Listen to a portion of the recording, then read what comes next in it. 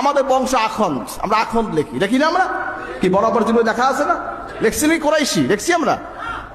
কারণ ভারতবর্ষে আমরা যখন আসছি, আমাদের মদিনা শরীফ থেকে পূর্বপুরুষে আসছেন, বরাবর পূর্বপুরুষের মদিনা শরীফ থেকে আসছে, এই পথে রেফারেন্স আছে আমাদের।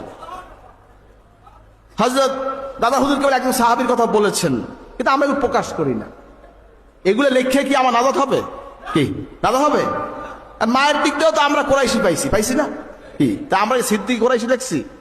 ফুরফুরা হুজুর সে কোরাইশি বংশ না? কি ফুরফুরার মোজাদ্দেদ জামান সে সিদ্দিকি কোরাইশি না? তা আমার আম্মাজান সে কোরাইশি না? সিদ্দিকি না? নবীজির পাশে ঘুমাই রয়েছে, নবীজির ডাইন বাম পাশে সিদ্দিক আকবর আবু বকর সিদ্দিক রাদিয়াল্লাহু তাআলা আনহু, আমার মায়ের বংশ ঘুমাই রয়েছে। সুবহানাল্লাহ। বোঝার চেষ্টা করবেন, এগুলি লেখার জিনিস না বাবা, প্রচারের জিনিস না, এটা শুকরিয়া আদায় করার জিনিস।